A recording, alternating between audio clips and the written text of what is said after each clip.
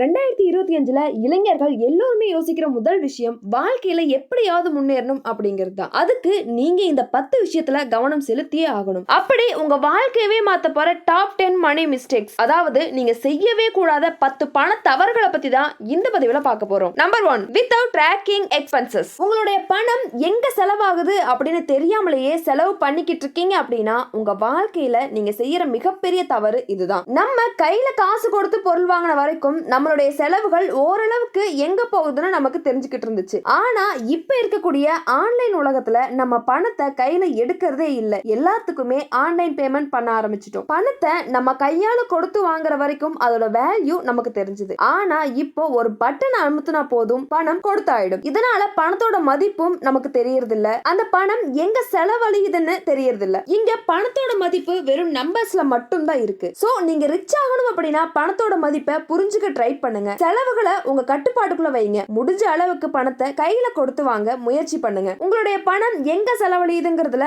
ரொம்பவும் கவனமா இருங்க. Number 2, not having emergency fund. நம்ம எல்லாரோட வாழ்க்கையையும் அடியோட புரட்டி போட்ட ஒரு விஷயம் கொரோனா லாக்டவுன். கொரோனாவுக்கு அப்புறம் இன்னமும் நீங்க எமர்ஜென்சி ஃபண்ட் இல்லாம இருந்தீங்க அப்படின்னா தயவு செஞ்சு முதல்ல இந்த ஏரியாவில் உங்க கவனத்தை செலுத்துங்க. எமர்ஜென்சி ஃபண்ட் அப்படின்னா அவசர காலத்துல நம்மளுடைய அடிப்படை தேவைகளை பூர்த்தி செய்யறதுக்கு தேவையான பணம். வீட்டுல திடீர்னு யாருக்காவது உடம்பு சரியில்லாம போகலாம். தினமும் யூஸ் பண்ணக்கூடிய உங்களுடைய பைக் கூட்டி ஏதாவது ரிப்பேர் ஆகலாம். மேபி நிறைய குடும்பத்துல ஒருத்தர் மட்டுமே வேலைக்கு போய் குடும்பத்தை பாத்துக்க கூடிய நிலைமை இருக்கலாம். அப்படி இருக்கும்போது அவங்களுக்கு வேலை இழப்பு வந்தாலோ இல்ல அவங்களுக்கு உடம்பு சரியில்லாம போகும்போதோ இல்ல மறுபடியும் லாக்டவுன் அப்படின்ற விஷயம் வந்தா கூட அந்த சமயத்துக்கு நம்ம கிட்ட எமர்ஜென்சி ஃபண்ட், அதாவது அவசர கால நிதியா 6 மாசங்களுக்கு நம்மளுடைய குடும்பத்தை அடிப்படை தேவைகளை பூர்த்தி செய்யக்கூடிய பணத்தை நம்ம சேமிச்சு வைக்கணும். இந்த மாதிரி சமயத்துல நமக்கு மாத சம்பளத்தை விடவும் அதிகமான பணம் தேவைப்படும். அப்போ நம்ம கிட்ட சேவிங்ஸ் அப்படின்னு ஒண்ணு இல்லைன்னா நம்மளோட தேவைக்காக மத்தவங்க கிட்ட கையேந்தி பணம் வாங்கும் போது கடன் அப்படிங்கிற பெருங்குடியில விழுறதுக்கான நிறைய வாய்ப்புகள் இருக்கு. சோ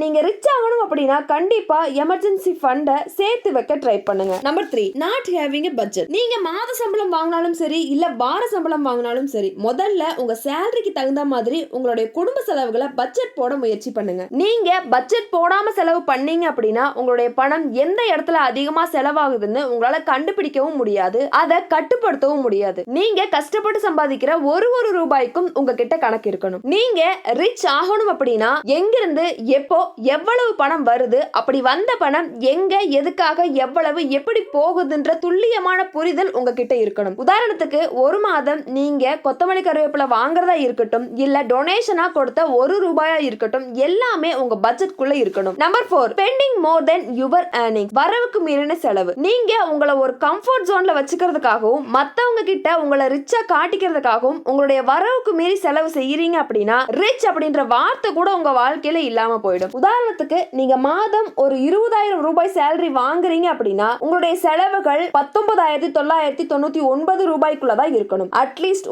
ரூபாயாவது உங்களால சேமிக்க முடியணும். அப்படி இல்லாம 20,000 ரூபாய் சேலரி வாங்கி 25,000 ரூபாய் செலவு பண்ணாலும் சரி, 20,000 ரூபாய் சேலரி வாங்கி 20,001 ரூபாய் செலவு செஞ்சாலும் சரி உங்களால உங்களுடைய வாழ்க்கை தரத்தை உயர்த்தவே முடியாது. நீங்க ரிச் ஆகணும் அப்படின்னா உங்களுடைய செலவுகளை உங்க சம்பாத்தியத்துக்குள்ள குறைஞ்சபட்ச பணத்தையாவது சேமிக்கிறதுக்கு முயற்சி பண்ணுங்க. Number 5, life style inflation. உதாரணத்துக்கு நீங்க மந்த்லி ஒரு 25,000 சேலரி வாங்குறீங்க அப்படின்னா ஒரு 5,000 சேமிக்கிறீங்க அப்படின்னா அதுவே நீங்க 50,000 சம்பாதிக்கும் போது குறைஞ்சது ஒரு 20,000 சேமிக்கணும். அப்படி இல்லாம நீங்க 25,000 சம்பாதிக்கும் போதும் 5,000 தான் சேவ் பண்றீங்க, அதோட 50,000 சம்பாதிக்கும் போதும் 10,000 தான் சேவ் பண்றீங்க அப்படின்னா நீங்க இன்ஃப்ளேஷனுக்குள்ள, அதாவது பணவீக்கத்துக்குள்ள மாட்டிக்கிட்டு இருக்கீங்க அப்படின்னு அர்த்தம். சம்பள உயர்வு வந்த உடனே 5,000 ரெண்ட் உள்ள வீட்டுல இருந்து 10,000 ரெண்ட் உள்ள வீட்டுக்கு போறது, கார் பைக்னு அதிக மதிப்புள்ள பொருட்களை தகுதிக்கு மீறி வாங்குறது, அதிகமா சேமிக்காம அதிகமா செலவு பண்றது, இது எல்லாமே உங்களுடைய வாழ்க்கை தரத்தை என்னைக்குமே உயர்த்தாது. நீங்க உங்களுடைய வாழ்க்கை தரத்தை உயர்த்தணும்,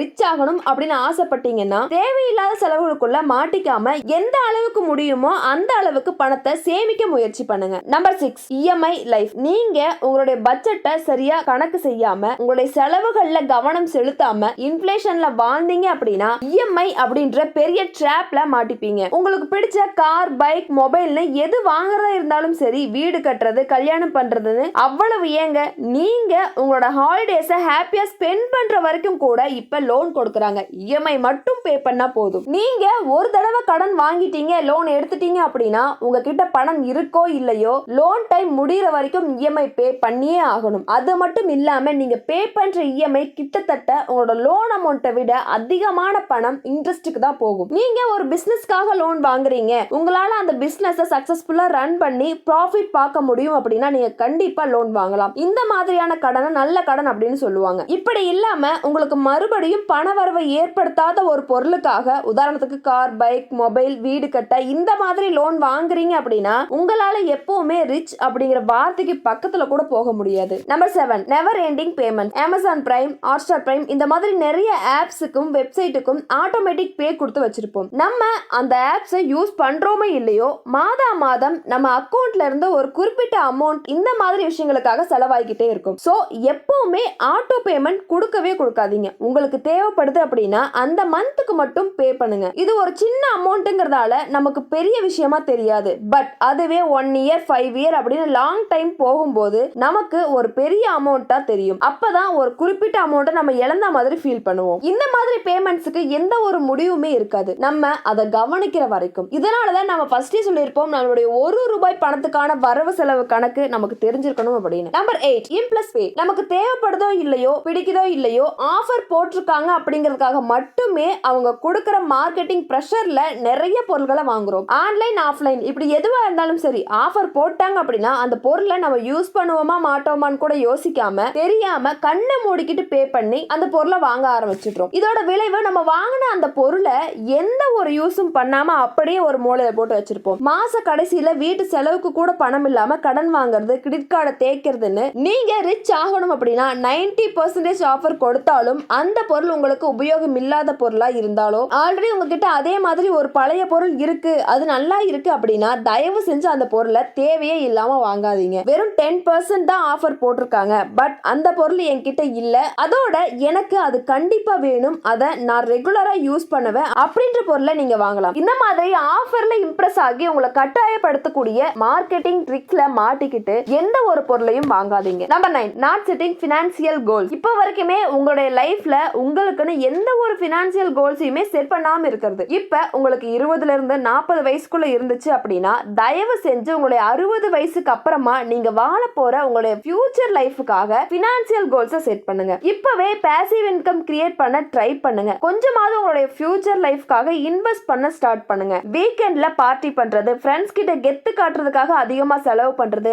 லவ்வர்ஸுக்கு காஸ்ட்லியான கிஃப்ட்ஸை வாங்கி கொடுக்கறது, இந்த மாதிரியான அனாவசியமான செலவுகளை குறைச்சிக்கிட்டு அந்த பணத்தை இன்வெஸ்ட் பண்ணீங்க அப்படின்னா கண்டிப்பா ஃபியூச்சர்ல நீங்க ரிச்சா இருப்பீங்க. நம்பர் 10, உங்களால முடிஞ்ச வரைக்கும் இது எல்லாத்தையுமே ஃபாலோ பண்ண ட்ரை பண்ணுங்க. நீங்க உங்களோட ஒவ்வொரு செலவுகளையும் கண்காணிச்சு உங்களுக்கான அவசர நிதியை ஒதுக்கி உங்களோட மாத வரவு செலவுகளை பட்ஜெட் போட்டு அதுக்குள்ள எல்லா செலவுகளையும் அடக்கி வரவுக்கு மீறிய செலவுகளை செய்யாம ஊதியம் கூடும் போது உங்களுடைய செலவுகளை குறைச்சிக்கிட்டு எந்த ஒரு லோனையுமே எடுக்காம இஎம்ஐ பே பண்ணாம ஆட்டோமேட்டிக் மாத சந்தாக்களை குறைச்சு ஆஃபருக்காக மட்டுமே எந்த ஒரு தேவையில்லாத பொருளையும் வாங்காம உங்களுக்கான பினான்சியல் கோல்ஸை செட் பண்ணி ஒரு குறிப்பிட்ட பாசிவ் இன்கம் கிரியேட் பண்ணி அதுல இருந்து வரக்கூடிய பணத்தை சேவ் பண்ணி இன்வெஸ்ட் பண்ணி ஃபியூச்சர்ல உங்க லைஃபை ரிச்சா வாழ ட்ரை பண்ணுங்க. உங்களுக்கு என்னுடைய மனமார்ந்த வாழ்த்துக்கள். இந்த பதிவுல சொன்ன எந்த விஷயம் உங்ககிட்ட இருக்கு, நீங்க எந்த விஷயத்தை மாத்தணும்னு நினைக்கிறீங்களோ அதை எனக்கு கமெண்ட் பாக்ஸ்ல சொல்லுங்க. இந்த மாதிரியான வீடியோஸை தொடர்ந்து பார்க்கிறதுக்கு நம்ம சேனலை சப்ஸ்கிரைப் பண்ணிட்டு கூடவே பெல் ஐகானையும் கிளிக் பண்ணுங்க. இந்த வீடியோ உங்களுக்கு பிடிச்சிருந்தது அப்படின்னா வீடியோக்கு ஒரு லைக் பண்ணிட்டு உங்களுடைய ஃப்ரெண்ட்ஸ் அண்ட் ஃபேமிலிக்கும் ஷேர் பண்ணுங்க. அண்ட் தேங்க்யூ ஃபார் வாட்சிங்.